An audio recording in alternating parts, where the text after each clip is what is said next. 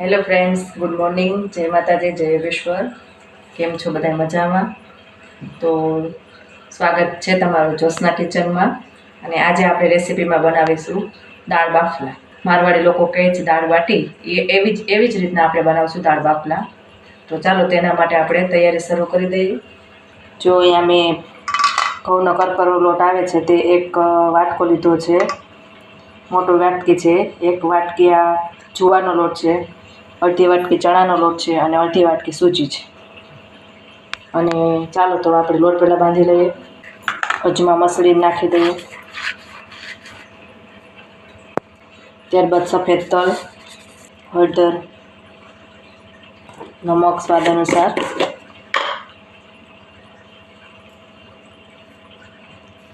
એક ચમચી જેટલો બેકિંગ સોડા એડ કરવાનો છે, જેનાથી આપણી બાફલા છે એકદમ કુરકુરે બને. મોણ માટે તેલ, બધું મિક્સ કરી અને લોટ બાંધી લઈએ. બહુ કઠણ નથી બાંધવાનો, નરમ લોટ જ બાંધવાનો છે. જો આપણો સોફ્ટ લોટ તૈયાર થઈ ગયો છે બાંધીને, તો હવે આપણે એના લાડવા વાળી લઈએ, મીન્સ કે બાફલા.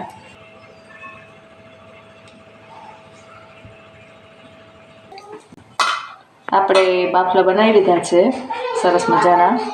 હવે આપણું પાણી ગરમ થાય એટલે આપણે બાફલા એડ કરી દઈશું.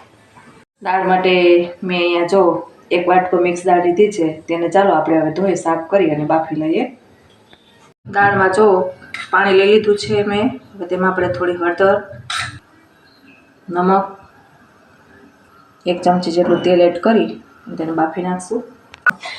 મારી એક આ ટ્રીક છે કે જ્યારે પણ દાળ કે કઈ વસ્તુ બાફવા મૂકું ત્યારે તેમાં હું એક ચમચી કે એવું નાખી દઉં, જેનાથી દાળ આપણી ઉભરાતી નથી. પણ યાદ રાખીને બ્લેન્ડર ફેરવટાને કાઢી લેવાનું. પાણી આપણું ગરમ થઈ ગયું છે. હવે આપણે બાફલા તેને એડ કરી અને 15 મિનિટ સુધી બફાવા દેવાનું છે.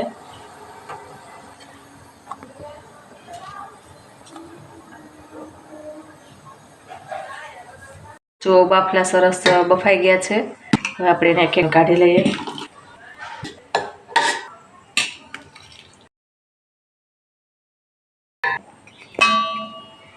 અને આપણે હવે ઠંડા પડી દઈએ, પછી આપણે એના પીસીસ કરી નાખશું.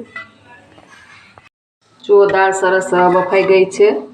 અને જો દાળ વઘારવા માટે મેં અહીંયા 4 નંગ ડુંગળી લીધી છે, 1 ટમેટું, 2 મરચું અને લસણ અને ધાણા લીલા. જો એક કઢાઈમાં તેલ લઈ લીધું છે. હવે એનો વઘાર કરી દાળનો. 1 ચમચી રાઈ, જીરું એડ કરી દઈએ 1 ચમચી, 1 ચમચી હિંગ, અને જે આપણે બધું સુધારેલું છે ડુંગળી, ટમેટું, મરચું અને લસણ તે એડ કરી દઈએ.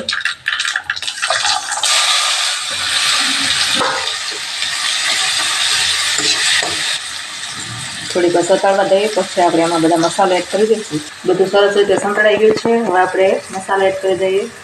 હળદર, ધાણા જીરું, લાલ ચટણી. દાળમાં આપણે બફાવા ટાઈમે નમક નાખ્યું તો ટેસ્ટ અનુસાર નમક. વ્યવસ્થિત રીતે મિક્સ કરી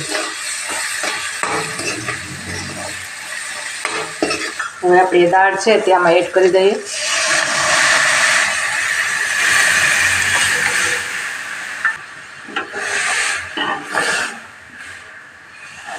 ધાણા એડ કરી દો. જો કેવી સરસ આપણી દાળ બનીને તૈયાર થઈ ગઈ છે, મિક્સ દાળ, અને કલર એ સરસ આવ્યો છે. બાફલા આપણે ઠંડા પડી ગયા છે, તો હવે આપણે એને કટ કરી લઈએ.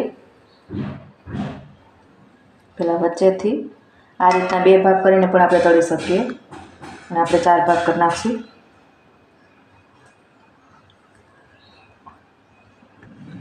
તો કેટલા મસ્ત બફાઈ ગયા છે. ચાલો બાફલાને આપણે તળી લઈએ.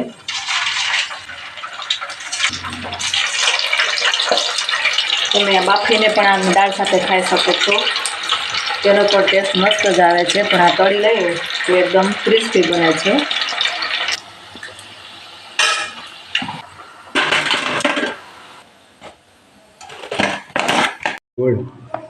જો ફ્રેન્ડ્સ, સરસ મજાની આપણી થાળી તૈયાર થઈ ગઈ. આ મિક્સ દાળ, પછી જો આપણે આ બાફલા કેટલા મસ્ત ક્રિસ્પી બન્યા છે, ટેસ્ટી પણ એટલા બન્યા છે. અને દેશી ઘરનું ઘી છે આ બનાવેલું, મૂળા, ડુંગળી, મરચાં અને લીંબુ. તો ચાલો થાળીને એન્જોય કરીએ. અને અમારી ચેનલને લાઈક, શેર અને સબસ્ક્રાઈબ કરવાનું ભૂલશો નહીં. Bye bye.